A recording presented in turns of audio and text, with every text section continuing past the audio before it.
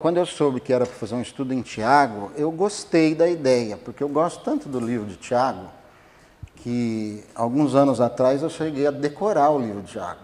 Eu dava discipulado para o Tiago Ceará, e ele é muito cheio de ser estudioso, e nós fizemos um desafio, ver quem que consegue decorar o livro de Tiago inteiro, os 5 capítulos. E aí, cada vez que ele vinha no estudo, durante a semana a gente ficava assim, não, se ele decorar tantos versículos, se ele decorar tantos, e se eu decorar tantos. Então a gente, nessa competição, a gente foi decorando e decorou o livro todo. Hoje, já são passados vários anos, eu não saberia falar tudo, mas eu sei uma boa parte e tenho uma boa ideia do livro. Então, estudar Tiago, para mim, não foi nenhum sacrifício, foi muito bom. Foi muito gostoso. E quanto mais a gente estuda, mais a gente vê que tem coisa para aprender, né? Então, o capítulo 2 de Tiago, quando eu dei uma olhada, quando eu dei uma lembrada no capítulo, eu pensei assim, poxa, eu peguei um capítulo fácil, porque só tem os outros capítulos. O primeiro, por exemplo, tem um monte de assuntos, né? Para você falar de todos. E esse capítulo tem, na verdade, 2 assuntos, talvez. Só 2. E eu achei tudo bem. O primeiro, que era acepção de pessoas, e o segundo, quando eu vi, era fé e obras, né?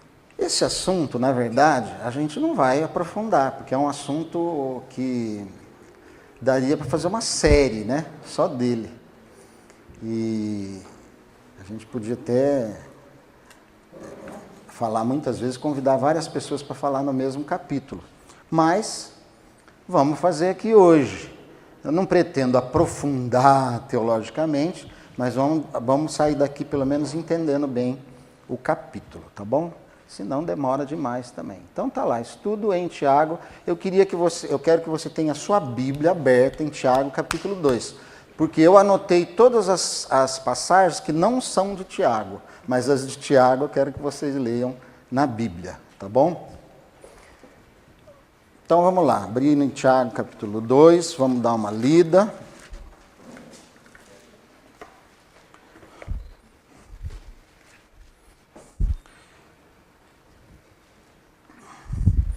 Eu vou ler até do 1 ao 13, porque é o primeiro assunto, tá bom? Acompanha aí comigo. Abriram? Meus irmãos, não tenhais a fé em nosso Senhor Jesus Cristo, Senhor da glória, em acepção de pessoas. Se, portanto, entrar na vossa sinagoga algum homem com anéis de ouro nos dedos, em trajos de luxo, e entrar também algum pobre andrajoso, e tratardes com deferência o que tem os trajos de luxo, e lhe disserdes, tu assenta-te aqui em lugar de honra, e disserdes ao pobre, tu fica ali de pé, ou tu assenta-te aqui, abaixo do estrado dos meus pés, não fizestes distinção entre vós mesmos, e não vos tornastes juízes tomados de perversos pensamentos? Ouvi, meus amados irmãos, não escolheu Deus os que para o mundo são pobres, para serem ricos em fé e herdeiros do reino que ele prometeu aos que o amam? Entretanto, vós menosprezastes o pobre. Não são os ricos que vos oprimem, e não são eles que vos arrastam para tribunais? Não são eles os que blasfemam o bom nome que sobre vós foi invocado? Se vós, contudo, observais a lei régia segundo a Escritura, amarás o teu próximo como a ti mesmo, fazeis bem. Se, todavia, fazeis acepção de pessoas, cometeis pecado, sendo arguídos pela lei como transgressores. Pois qualquer que guarda toda a lei, mas tropeça em um só ponto, se torna culpado de todos. Porquanto aquele que disse, não adulterarás, também ordenou, não matarás. Ora, se não adulteras, porém matas, vens a ser transgressor da lei. Falai de tal maneira, e de tal maneira procedei como aqueles que hão de ser julgados pela lei da liberdade. Porque o juízo é sem misericórdia para com aquele que não usou de misericórdia. A misericórdia triunfa sobre o juízo. Então essa é a primeira parte, Pode mudar lá. É o primeiro assunto, que é acepção de pessoas. Acepção de pessoas é a discriminação com base em preconceitos. Essa palavra discriminação está em moda hoje, né? Está sendo muito usada. Então você vê como a Bíblia é atual. Essa acepção de pessoas nada mais é do que fazer discriminação. O que é discriminar? Vocês que têm aí ouvido falar muito sobre isso. Ali está explicando. É a discriminação com base em preconceitos, em ideias formadas, né? Em favoritismo, em partidarismo, em tradições, valores errados, como riqueza, aparência, nome, status, etc. E ele já começa aqui dando um exemplo. Se entrar na sua sinagoga, se entrar aqui no grupo, aqui, vamos trazer para cá. Entrar um cara aqui com a roupinha sei lá, qual aí, né? Não vou falar para não fazer propaganda, eu não estou ganhando nada para isso. Então, uma roupa de marca e toda, um tênis daquele descolado e tal, entra todos, chegou com um carrão lá na frente, aí você fala, não, vem, como você chama e tal, senta aqui na frente, fica aqui, né? Espero que você sinta bem. Aí chega um carinha lá, todo, né, que a Bíblia diz um pobre andrajoso, quer dizer, um cara todo mal vestido, todo sem aparência, sem nenhum atrativo, e você despreza ele, deixa ele lá no canto, e você procura falar. Isso é fazer acepção de pessoas. Isso é discriminação. Então, a palavra de Tiago está ensinando que não é para termos a fé em nosso Senhor Jesus Cristo fazendo acepção de pessoas. Isso é uma coisa muito prática, né? O exemplo que ele deu foi de um homem entrando com anéis de ouro nos dedos, com traje de luxo na sinagoga, aí o cara fala, não, vem aqui, senta nesse lugar de honra. E o outro, coitado, fica lá de pé, né? Eu sento aqui debaixo do estrado dos meus pés, fica aqui embaixo, sentado no chão. Então ele dá esse exemplo para mostrar a discriminação e que isso não é para ser feito. E ele diz, pode mudar, que quem faz isso está fazendo distinção entre eles mesmos. Está fazendo distinção entre pessoas que são semelhantes, não é? Quer dizer, todos nós somos iguais perante Deus. Deus não faz acepção de pessoas.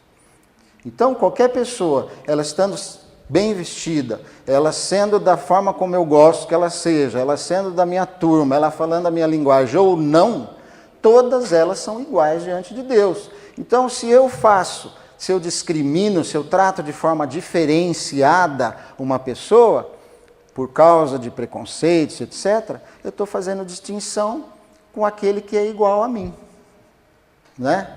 E, afinal, todos nós somos pecadores. E todos nós precisamos da graça de Deus, bem vestidos ou não, né? Ricos ou pobres.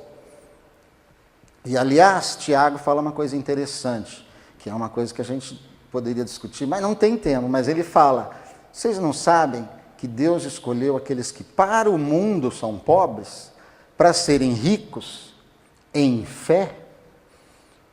Vai prestando atenção aí, porque aqui nós vamos ver depois, lá para frente, que todo mundo acha que Tiago, ele é a favor das obras, né? Só. Mas aqui ele está dizendo, Deus escolheu aqueles que são para o mundo pobres, para serem ricos em fé. E esses são aqueles que são herdeiros do reino que ele prometeu para os que o amam. Então aqui já é um sinal de que Tiago não é assim tão contra a fé, né? Ok? Vamos para frente. E ele diz ainda, se você age assim, você está se tornando um juiz. E pior do que isso, um juiz tomado de perversos pensamentos, de critérios completamente escusos, errados, né? E lá na frente, no capítulo 4, o Tiago vai falar contra essa questão de você julgar, de você ser juiz, que só tem um juiz, que é lá em cima. Ele diz até assim, quem é você para julgar o teu irmão? O juiz só existe um e está lá em cima. Então, quando você age assim, você está se tornando um juiz, você está julgando, e julgando de forma errada. tendo perversos pensamentos, tendo interesses obscuros. Está condenando conforme os seus interesses, conforme aquilo.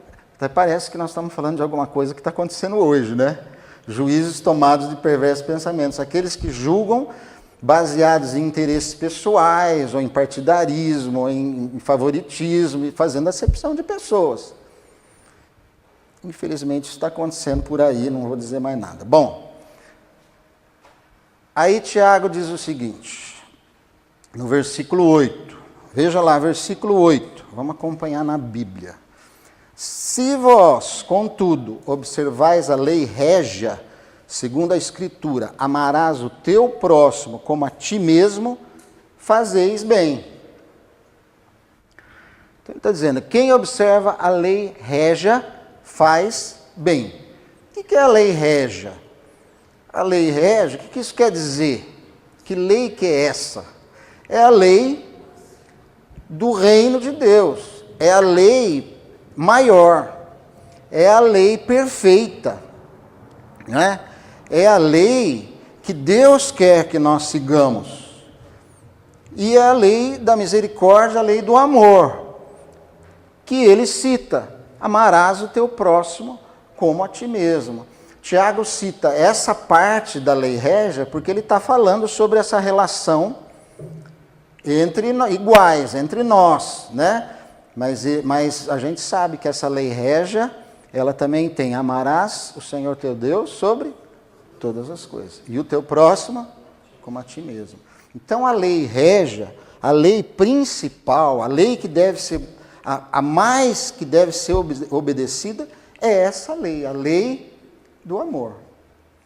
Essa é a lei régia. Que Tiago também chama, pode mudar, de lei da liberdade. Está lá no versículo 12. Veja lá o versículo 12, diz assim, falai de tal maneira, e de tal maneira procedei, como aqueles que hão de ser julgados pela lei da liberdade. Lei da liberdade. E no capítulo 1, versículo 25 também, ele já citou isso.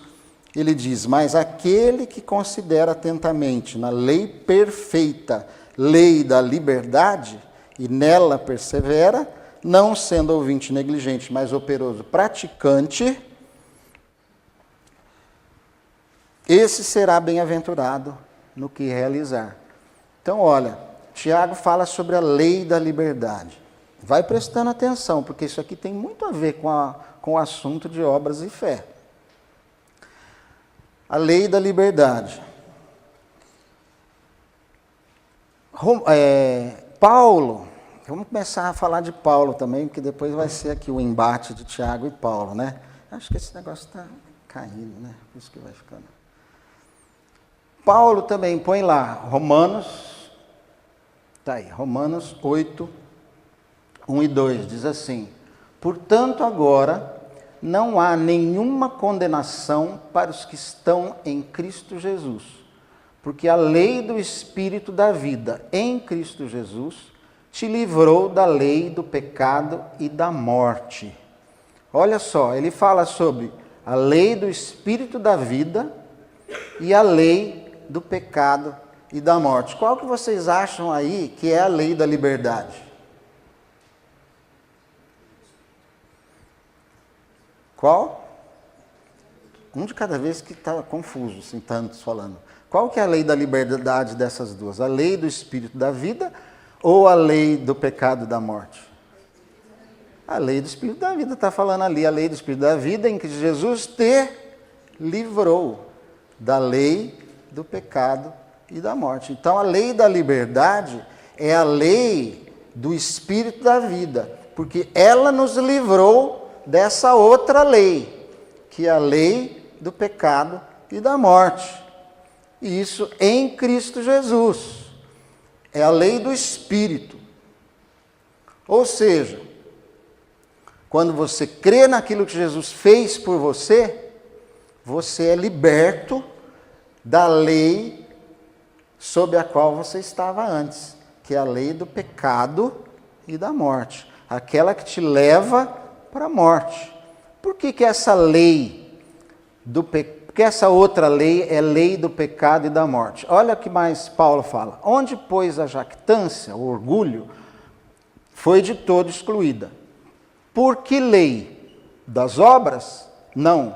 Pelo contrário, pela lei da fé. Concluímos, pois, que o homem é justificado pela fé, independente das obras da lei. Ele está falando aí da lei das obras e da lei da fé. Qual que é a lei da liberdade aí? Qual que é a lei do espírito da vida? Das obras ou da fé? Da fé. Né? Então, veja bem, aí já está entrando o assunto de obras e fé, né? Então, nós já estamos sabendo que a lei da liberdade, que é a lei da fé, que é a lei do espírito da vida, nos libertou da lei do pecado e da morte, que é a lei das obras. Tá bom? Vamos para frente. Isso é teológico, né? Mas acho que vocês estão entendendo. Então ou não? Tem gente me olhando com a cara assim de, nossa, o que é isso, né? Tá bom, vamos lá, vamos para frente, que tem muita coisa. Ok, vamos para o segundo ponto então. Esse aí é o primeiro ponto, tá bom até aí. Vamos ler? Versículo 14 até o 26. Vamos lá. Acompanhem aí. Meus irmãos, qual é o proveito se alguém disser que tem fé, mas não tiver obras? Pode acaso semelhante fé salvá-lo? Fica a pergunta aqui, nós queremos esclarecer. Se um irmão ou uma irmã estiverem carecidos de roupa e necessitados do alimento cotidiano, e qualquer dentre vós lhes disser, ide em paz, aquecei-vos e fartai-vos, sem contudo lhes dar o necessário para o corpo, qual é o proveito disso? Assim também a fé, se não tiver obras, por si só está morta. Mas alguém dirá, tu tens fé e eu tenho obras. Mostra-me essa tua fé sem as obras, e eu com as obras te mostrarei a minha fé. Crês tu que Deus é um só? Fazes bem. Até os demônios creem e tremem. Queres, pois, ficar certo, ó homem insensato, de que a fé sem as obras é inoperante? Não foi por obras que Abraão, nosso pai, foi justificado, quando ofereceu sobre o altar o próprio filho Isaque? Vês como a fé operava juntamente com as suas obras. Com efeito, foi pelas obras que a fé se consumou. E se cumpriu a escritura, a qual diz, ora, Abraão creu em Deus, e isso lhe foi imputado para a justiça, e foi chamado amigo de Deus. Verificais que uma pessoa é justificada por obras e não por fé. Somente. Opa, faltou somente. De igual modo, não foi também justificada por obras a meretriz Raabe, quando acolheu os emissários e os fez partir por outro caminho? Porque assim como o corpo sem espírito é morto, assim também a fé sem obras é morta. Antes de entrar nesse assunto, eu queria explicar uma coisa. O nosso pensamento humano, todo mundo aqui é humano, não? Então, se você é humano, você tem a tendência de ter o seguinte tipo de pensamento, que é chamado de pensamento excludente. O que é isso? Não é um novo chiclete que ajuda no hálito dos dentes, não.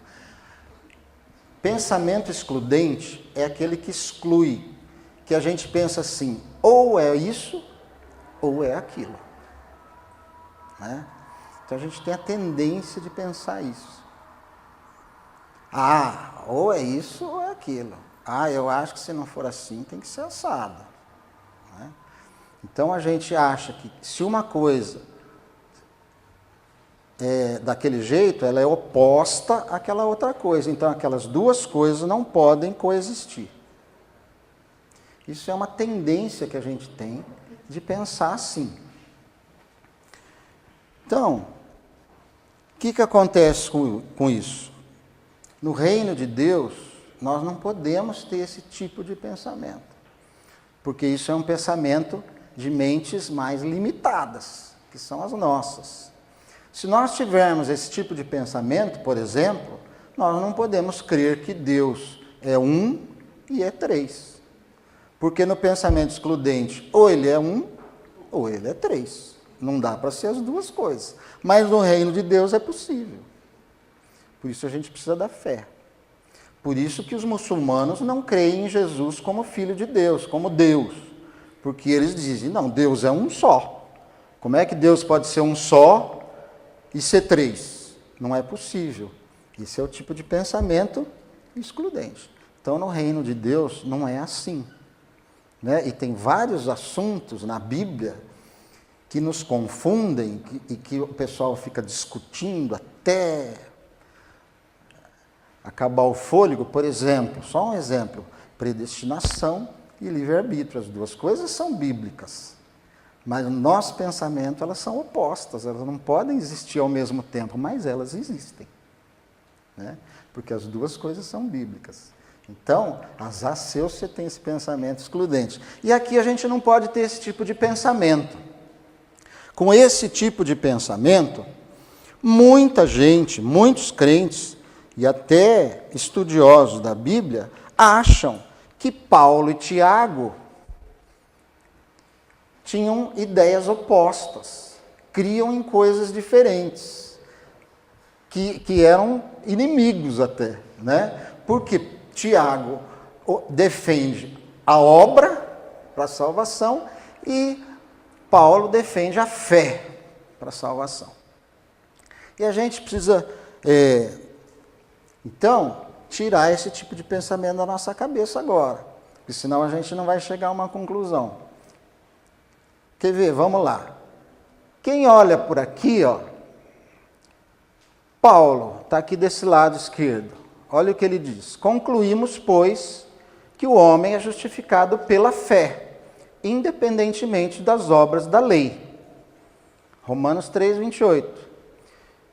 E é evidente que pela lei ninguém é justificado diante de Deus, porque o justo viverá pela fé. Está em Gálatas 3, 11.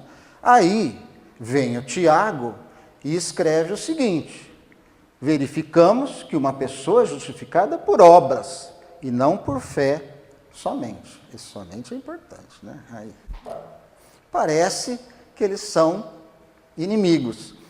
A gente até sabe, leu que o próprio Lutero,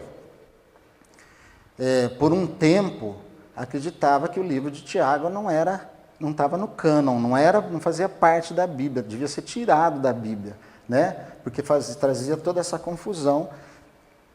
Só que Lutero, ele estava lutando contra uma igreja que vinha dando ênfase muito às obras. A igreja católica na época fazia isso. Então isso é outra coisa que nós precisamos levar em conta nesse estudo.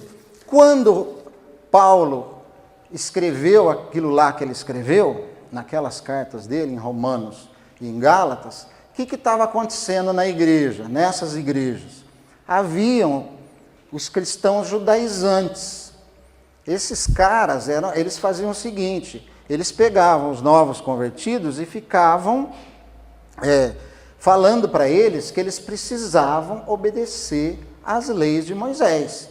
Eles tinham que guardar sábado, eles tinham que fazer diferenciação de alimentos, não come isso, não come aquilo, eles tinham que fazer diferença da circuncisão, tinha que ser circuncidado e outras coisas, tinha que guardar aquelas festas todas que eles tinham, né? Senão, eles não seriam salvos. Então, Paulo reage a isso e escreve essas cartas com essa ênfase na fé. Agora, Tiago, a circunstância era outra. A igreja, ela estava numa fase em que já havia muitos cristãos judeus e muitos cristãos gentios, né? Convertidos, todos gentios também. Mas essa igreja estava indo para um caminho de uma fé muito de boca, de falar e não praticar. Uma fé teórica. Estavam perdendo aquele espírito do começo, né? Que eles estavam cheios do Espírito e tudo mais, e com a dispersão eles foram dispersos, foram se misturando com outros povos e foram trazendo para dentro da fé deles costumes, outras coisas que não eram uma atitude, uma vida de testemunho de quem tinha fé. Então a ênfase de Tiago, isso aí é que nem assim, olha, como se meu filho, e isso até já aconteceu, uma época ele queria fazer academia, ele queria ter uma vida saudável, então ele queria fazer academia, queria fazer esportes, queria andar de bicicleta, queria jogar basquete, queria jogar futebol, queria coisa, e comia só porcaria, né? Aí depois passou, ele foi largando os esportes todas as coisas, passou a querer comer bem e largou tudo de fazer esporte. Então, na época que ele só queria academia, eu falava, você tem que comer bem, não adianta você só fazer academia. Você não vai ficar saudável fazendo academia. E depois eu falava assim, não adianta você só comer bem, você tem que fazer algum esporte, senão você não... Entendeu? Deu para entender? Quer dizer, conforme aquilo que está acontecendo, você dá ênfase a uma certa coisa. Então, Paulo deu ênfase à fé, Tiago deu ênfase às obras. E nós vamos ver que eles não têm nada de um contra o outro. Deixa eu ver onde eu estou aqui no meu negócio aqui. Então, é isso aí. Bom, então vamos ver alguma coisa que Tiago está falando aí na nossa passagem. O que Tiago está dizendo? Primeira coisa, ele fala sobre, lá no versículo 14 e 15, sobre fé sem obras. Pega aí, versículo 14. Meus amados, qual é o proveito se alguém disser que tem fé, mas não tiver obras? Pode por acaso, semelhante fé salvá-lo? E aí ele dá um exemplo. Se tiver um irmão ou uma irmã, por exemplo, que estão precisando de roupa, estão precisando de comida, etc., e você bate nas costas dela e fala, oi fulano, tudo bem? Vá em paz, Deus te abençoe, né? E não faz nada, Tiago está dizendo, que fé é essa? Isso vale para alguma coisa? Então, isso é uma fé morta. É uma fé sem obras. É uma fé teórica, que é diferente de uma fé que tem obras. Uma fé mais obras, não é? Ok, segunda coisa que ele fala, a fé morta. Isso aí, fé morta. Está no versículo 17. Veja lá. Assim também a fé, se não tiver obras, por si só está morta. Uma fé morta, o que é? É uma fé inoperante. Uma fé que não faz nada. Uma fé que não apresenta nada de resultado ou de consequência daquilo que se crê. Não é? Então, Tiago diz que ela está morta. Ao contrário disso, seria uma fé viva, ou seja, uma fé operante. Lembra lá no versículo 25 do capítulo 1 que ele falava lá, que se você olha atentamente para a lei da liberdade e a pratica, né? Ele fala assim, nela persevera, não sendo ouvinte negligente, mas operoso praticante.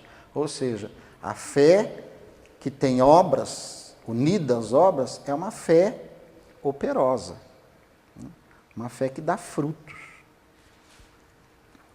E a terceira coisa, fé invisível, que está lá no versículo 18. O que diz o versículo 18? Mas alguém dirá, tu tens fé e eu tenho obras. Mostra-me a tua fé sem as obras, e eu com as obras te mostrarei a minha fé. Eu acho esse versículo muito legal. Eu imagino assim, dois caras conversando, um é a favor de Paulo, outro a favor de Tiago, né? E aí eles estão brigando e discutindo. Aí um fala assim, tá bom, vamos ver aqui o negócio assim, você tem fé e eu tenho obras. Quero ver a tua fé sem obras, como é que você me mostra ela? Agora eu, com as minhas obras, eu te mostro a minha fé.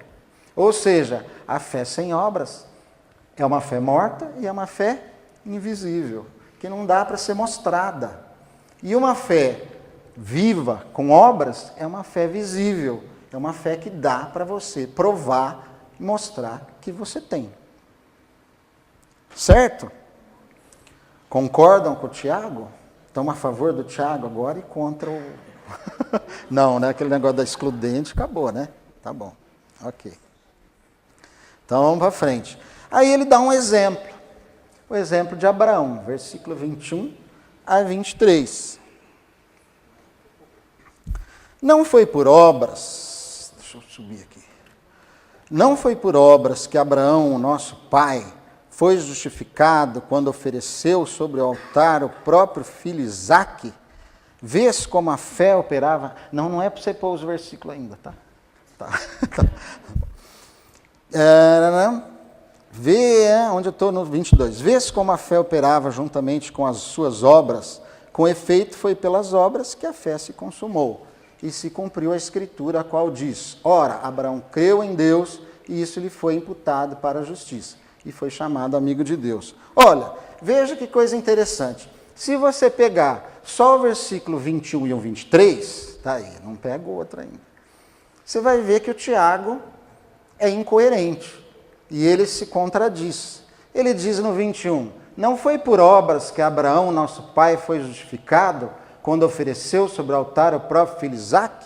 E daí no 23 ele fala, e se cumpriu a escritura, a qual diz, ora, Abraão creu em Deus, e isso lhe foi imputado para a justiça. Ó Tiago, decida, o que você acha que é verdade? Então você tem que pôr o versículo 22 no meio, que aí dá para entender tudo. Olha só, não foi por obras que Abraão, o nosso pai, foi justificado quando ofereceu sobre o altar o próprio filho Isaque, vês como a fé operava juntamente com as suas obras. Com efeito, foi pelas obras que a fé se consumou, e se cumpriu a escritura, a qual diz, ora, Abraão creu em Deus, e isso lhe foi imputado para a justiça, como justiça. Entenderam? Por isso que não dá para pegar um versículo aqui, outro ali, você tem que pegar o contexto todo, né? Aqui ele explica bem. Na verdade, o que ele está dizendo aí? As duas coisas precisam vir juntas.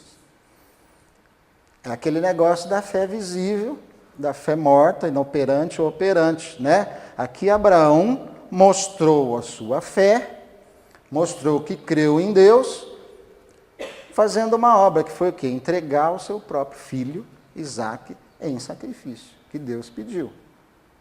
E Hebreus diz que ele creu que Deus era poderoso até para ressuscitar o filho dele, se assim fosse preciso, para cumprir a sua promessa de que ele seria pai de muitas nações, ele teria uma grande descendência. Então você vê que aí teve fé e teve ação, e teve obras. Agora, o mesmo exemplo Paulo dá. Eles estavam sem criatividade na época. Um copiou do outro copiou de um, se bem que, né? Isso aqui já é minha parte, viu? Não é bíblica essa parte, não é?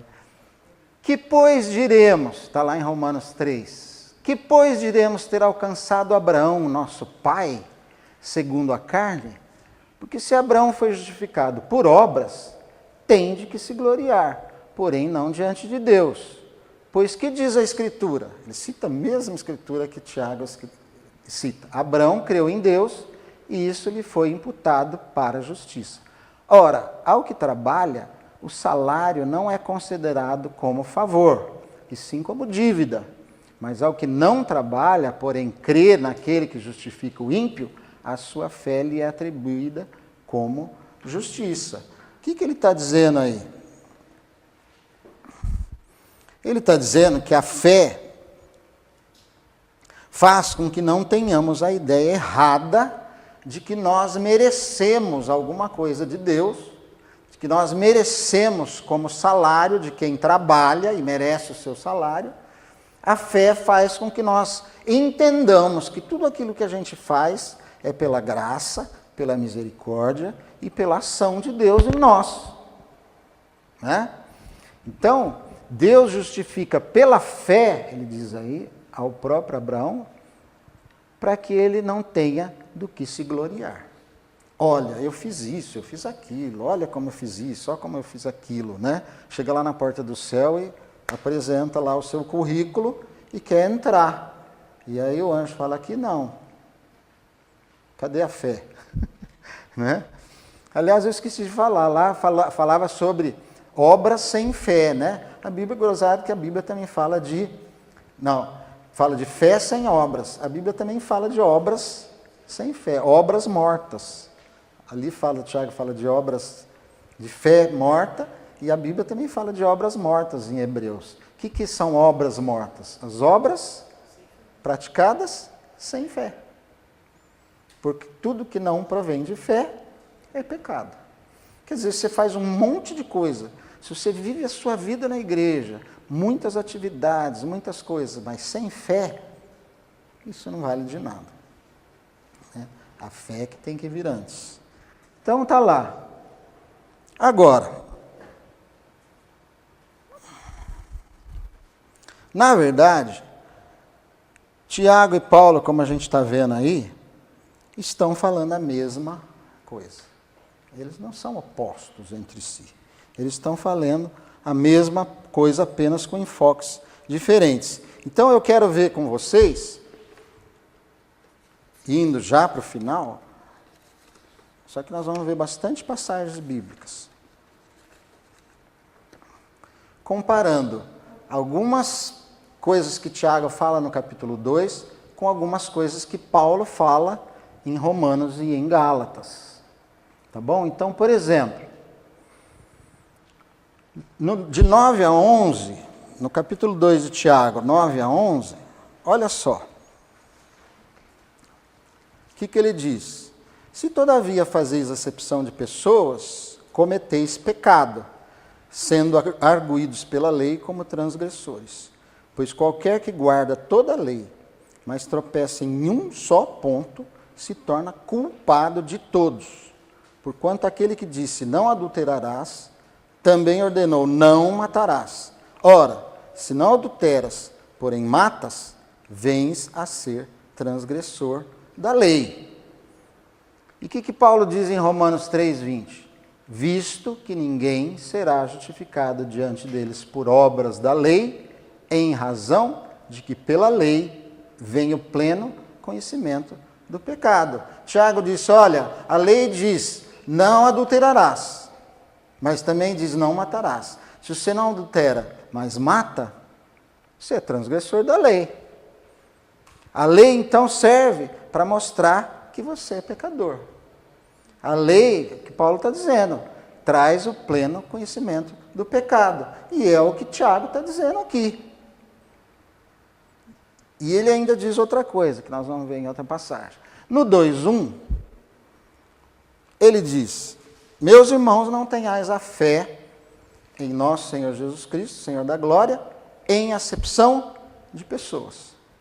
Ok, já vimos isso. O que Paulo diz em Romanos 3, 21 a 23? Mas agora, sem lei, se manifestou a justiça de Deus, testemunhada pela lei e pelos profetas, justiça de Deus mediante a fé em Jesus Cristo, para todos e sobre todos os que creem, porque não há distinção, pois todos pecaram e carecem da glória de Deus. Estão falando a mesma coisa.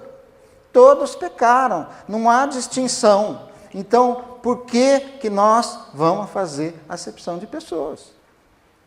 Diferença entre uma pessoa e outra é só pensar. Somos todos devedores diante de Deus. E carecemos da glória dele. Veja outra passagem. Versículo 10. Versículo 10 diz assim, pois qualquer que guarda toda a lei, mas tropeça em um só ponto, se torna culpado de todos. O que Paulo diz em Gálatas 3, 10 a 11? Todos quantos, pois, são das obras da lei, estão debaixo de maldição, porque está escrito, maldito todo aquele que não permanece em todas as coisas escritas no livro da lei para praticá-las. Se você não pratica todas as coisas escritas na lei, se você obedece tudo, mas cai num ponto, você é maldito. Você está debaixo de maldição. Paulo e Tiago estão falando a mesma coisa. É ou não é? Ou eu estou forçando a barra? Vai mais um. Versículo 12. E o 1:25, isso eu já citei. Falai de tal maneira procedei, como aqueles que hão de ser julgados pela lei da liberdade. E o 25, mas aquele que considera atentamente na lei perfeita, lei da liberdade, nela persevera, não sendo ouvinte negligente, mas operoso praticante, esse será bem-aventurado no que realizar. E Paulo diz em Gálatas 5:1, para a liberdade foi que Cristo nos libertou. Permanecei, pois, firmes e não vos submetais de novo a jugo de escravidão. Não se ponham mais debaixo da lei do pecado e da morte, que escraviza. Se ponham sob a lei da vida do Espírito que liberta. Né? Então, hajam, ele fala, falai, Tiago fala, hajam e falem como aqueles que vão ser julgados, não pela lei da morte, do pecado, mas pela lei da liberdade. Lembrem-se disso. Né? Que é a lei da liberdade, que se você agir assim, você estará sendo julgado pela lei da liberdade. Agora, se vai pela lei das obras, aí, meu filho, você fez tudo bonitinho, e lá no fim da tua vida, no último segundo, você falou um palavrão, você vai para o inferno do mesmo jeito. Porque se você tropeçar num ponto, você se torna culpado de todos. Na verdade, isso aí, o próprio Jesus falou tudo isso, né? Porque quando ele fala o Sermão do Monte, ele vai ampliando a lei para mostrar que a gente não cumpre ela. Ele diz, a lei fala não adulterarás, se você olhar com um olhar impuro, você já adulterou, meu filho. Fala não matarás, porque você pode ter pensado aqui quando eu li Tiago, né? Eu sei porque eu pensei também. Ele falou assim, a lei diz não adulterarás, e também diz não matarás. Se você não adultera, mas mata, você é culpado. Aí você pensou assim, eu não adultero nem mato, né? Mas Jesus falou, se você odiou alguém no seu coração, você já é assassino. Você só não mata ele porque não dá certo. Se você estivesse numa ilha, só você e ele, não tivesse polícia, não tivesse câmera para filmar, você desce, você dava uma esganada nele. Né? Dava. E com requintes de crueldade ainda, né? É isso aí. Tá. Pensa que eu não sei? Então é isso aí. A última, versículo 8, do capítulo 2. Se vós, contudo, observais a lei régia segundo a Escritura, amarás o teu próximo como a ti mesmo, fazeis bem. O que diz Gálatas 5,14? Porque toda a lei se cumpre em um só preceito, a saber, amarás o teu próximo como a ti mesmo. Eu acho que ou o Paulo ou o Tiago copiou um dos dois. Aí podia ter um processo de plágio. O livro de Tiago é mais antigo, então foi Paulo que plagiou, né?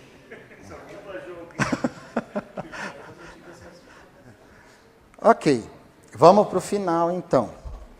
Eu vou dar a conclusão. As cartas de Tiago e Paulo, então, não se contradizem nesse assunto. Só para aqueles que não consideram os seus contextos. Claro que a Bíblia toda foi inspirada pelo Espírito Santo. Não é possível que ele ia falar uma coisa para um e falar outra coisa para outro, né? A Bíblia nunca se contradiz. Por isso nós precisamos estudá-la como um todo. Não vai pegando aí um negócio aí, é assim que nascem as seitas, né? E pedindo a revelação do Espírito Santo. Vou dar para vocês, então, a conclusão que eu chego através do livro ou da carta de Tiago. Está lá, conclusão de Tiago. Eu tiro uma lição. Como discípulos de Jesus, devemos viver como Jesus ensinou, tendo em mente que vamos ser julgados pela lei da liberdade. E por isso ter o mesmo critério de julgamento para com os outros. Aquele versículo lá, falai de tal maneira e de tal maneira procedei como aqueles que hão de ser julgados pela liberdade. E por isso não julguem os outros. Vejam eles da mesma forma que vocês creem. E uma verdade maravilhosa, que não aparece a verdade maravilhosa? Porque o juízo é sem misericórdia para com aquele que não usou de misericórdia. Agora a grande verdade, a misericórdia triunfa sobre o juízo. A misericórdia é vitoriosa sobre o juízo. Lindo isso, né? É ou não é? Tá. Mas para o Paulo não ficar triste, eu vou tirar uma conclusão também de Paulo. A conclusão de Paulo é essa aqui. Efésios 2, 8 a 10. Né? Esclarece também muito. Porque pela graça sois salvos, mediante a fé. Isto não vem de vós, é dom de Deus, não de obras, para que ninguém se glorie. Pois somos feitura dele, criados em Cristo Jesus para boas obras, as quais Deus de antemão preparou para que andássemos nela. Ou seja, a fé para sermos salvos, a fé para sermos discípulos, mas o resultado dessa fé, as obras, as boas obras. Deus nos salvou para isso. Aliás, o evangelho que está sendo pregado por aí hoje não tem nada a ver com isso, né? Por aí. Tem muitos lugares que sim, mas tem muitos lugares que não. O evangelho está sendo pregado assim. Você é salvo, ele te salvou para que você seja rico, próspero, bonito e etc. Feliz, seja sempre curado de qualquer doença, né? Não precisa usar colete, não precisa passar por cirurgia, nada disso. Isso não é evangelho. Deus nos salvou para que possamos praticar boas obras. Amém? Mas, eu vou tirar outra conclusão de outro cara, que é para não ficar o Tiago e o Romanos, tá bom? Vou tirar uma conclusão de João. E João diz assim, e essa é a última: filhinhos, não amemos de palavra nem de língua, mas de fato e de verdade. Né? Amar de palavra e de língua é o que Tiago não queria que acontecesse. Era uma fé morta. Ame de fato e de verdade. Ora, aquele que possuir recursos deste mundo e vir a seu irmão padecer necessidade e fechar-lhe o coração, como pode permanecer nele o amor de Deus? É aquilo que Tiago falou lá. Né? Que fé é essa? Que você vê um irmão necessitado e fecha o seu coração. Isso quer dizer que a lei régia do amar o teu próximo como a ti mesmo e amar a Deus sobre todas as coisas, você não está praticando. E por isso o amor de Deus não permanece em você. Amém? tvcmc.com.br é o nosso canal para compartilhar o Evangelho do Reino de Deus e o senhorio de Jesus Cristo.